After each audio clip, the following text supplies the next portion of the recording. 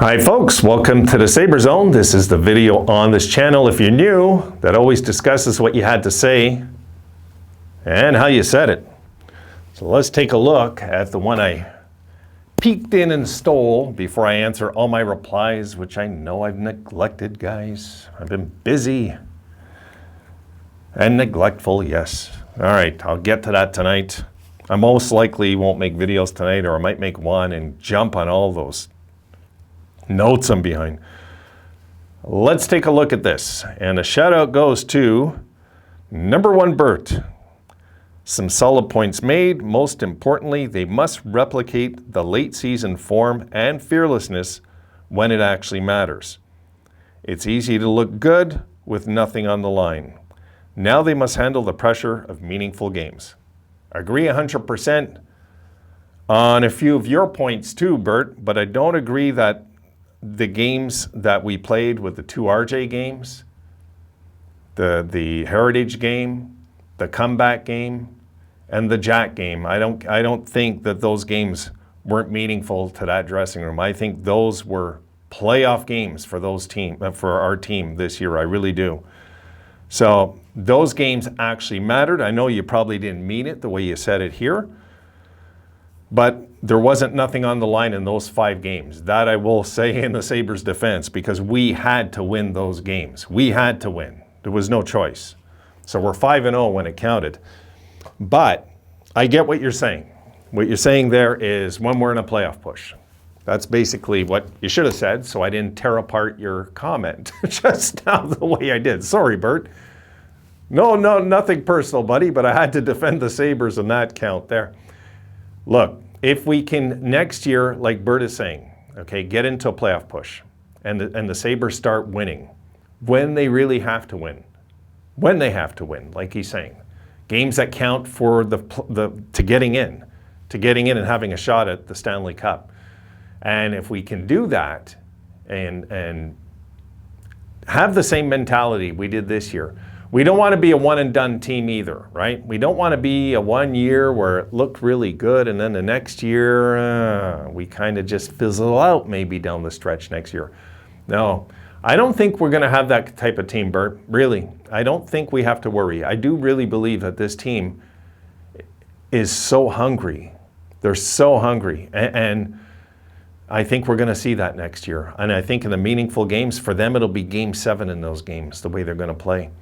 Now, that being said, that won't matter if you don't have the right players on the ice, okay? We've got to make some changes in this lineup.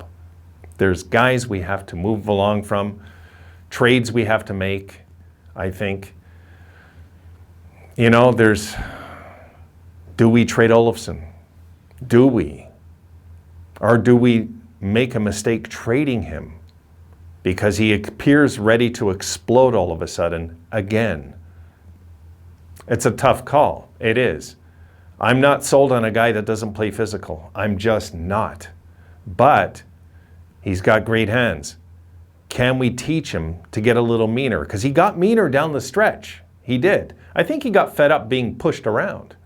I think that's all that happened with Olafsen. I don't even think the coaches had to say something. I think he just got fed up getting bullied. You know, he's always getting hit, and I think this time around he just started getting a little meaner, getting right in the corners, which he never did before. This year he was doing it. So, and the reason I say Olafsen, the reason I point him out, he has no contract. What if he holds out and he wants like $7 million a year? We cannot pay that. We cannot pay that. No. We cannot be blackmailed by players no more, okay? If he gets greedy, we have to move him. Okay, if he starts putting himself and his money first, which players tend to do, we have to move on from him. So we'll see. If he signs for 5 a year, I can live with it because he's pretty much good for 20 to 25 goals a year, maybe 30, depending on the kind of year he has next year. So we have to look at these things. We have to look at, we're the worst hitting team in hockey, okay? We're the least physical team in the entire NHL. When we can't just pick and choose when we're going to play hard-nosed hockey. We have to play at 82 games.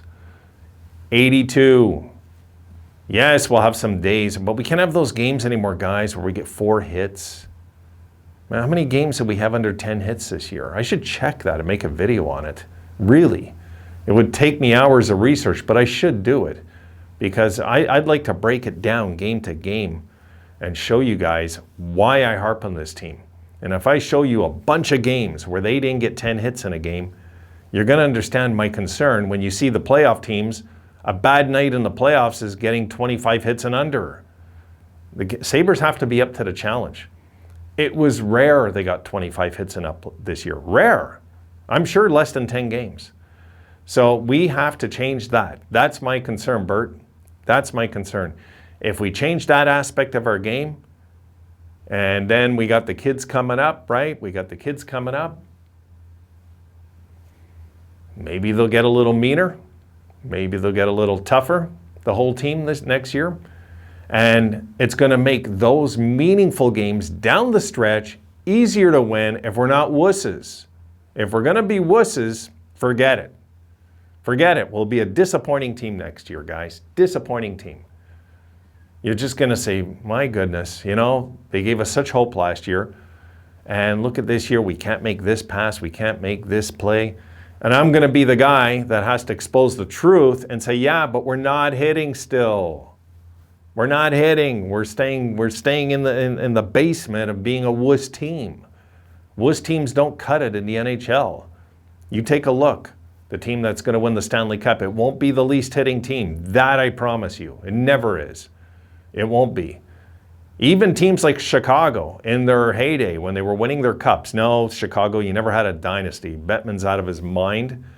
And you're listening to a basketball guy tell you got a dynasty and you're convinced it's true. It's not true. They weren't a dynasty. They were an era, great era, best era in Chicago Blackhawks history though. And Chicago would take it up a notch physically in the playoffs. They would. They were up to the challenge. They were that type of team that, yes, they relied on finesse and talent, but come playoff time, they knew how to push if they had to, especially when they played big teams like LA. So, and Boston and all these crazy teams that were big and physical. We're going to be a big team. We can't be a soft team. If we're going to be the biggest team in the league, which I think we're headed there, I do. If we're going to be the biggest team in hockey eventually, we can't be the softest. That's just like the grade 2 guy punching out the grade 5 guy. That doesn't work out for us in the playoffs, guys. So what Bert's talking about, meaningful games, what kind of hockey would we be playing in those meaningful games is my concern, really. If we can be playing hard-nosed Buffalo Sabres hockey that we're used to from the 80s and 90s and 70s, well, we're not scared to go in corners and do our business and go after other teams, yeah, I'm good with it. But we got to pick up the slack next year. Those meaningful games are going to be very meaningful. And we can't just rely on talent alone, guys. And I know we got studs all over the place in this team. Yes, we do. We're drowning in prospects. We are. We're that good.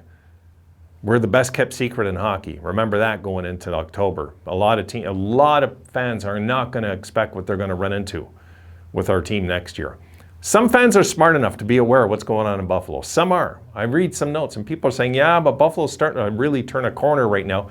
People are aware. Other people say, it's Buffalo, they're useless, they're garbage, or this, or, they don't know. They're just little computer guys that, get beat up at school for their lunch money or whatever. They come online and want to act all tough, and they start throwing little dirty comments against teams. And it's like, look, next year, we got to just go into this season, 82 games meaningful. There's my answer to that one too. They all got to be meaningful. They all got to be meaningful because we know a good start or a bad start kills you late in the year. You got 82 games. The first 10 are bad. That's 1/8 of your season. 1/8 is gone. That's 12.5% of missed opportunity to getting into the playoffs is gone now. And now you have this much time to do what you wanted to do in that much time with this much more pressure because of the bad start. We can't have a bad start next year. It's really important. And of course, the good finish. We had a good finish this year, Bert. I was thrilled with the finish, as you know. I was thrilled with it. And I was feeling good that it could happen. And it did. So I was very, very happy with their finish. That has to become a normal thing in Buffalo, is that we show up for meaningful games. So we shall see. We shall see. But I do think we will. I do believe, Bert, we will. What I seen them under those 5 pressure-packed games this year, win them all the way they did, I believe in this bunch. I do. But we do need to make some adjustments and tweak that lineup before we even can go that far ahead of the season also. So, all right, Bert, I hope I didn't pull a prosecutor on you too hard there, but I agree with everything you said. I really did. It's the meaningful games is what's going to bring back the fan base. It's what's going to bring us to a Stanley Cup one day, playoff time. Those are the meaningful games too. Let's get into the playoffs, because if we get into the playoffs, I guarantee you, folks, I'm going to end on this. I guarantee if we get into the playoffs next year, the entire troll base of the NHL will be cheering for us. There's one for you. All right, guys, have a great day. I got to get out of here. I'll see you later on.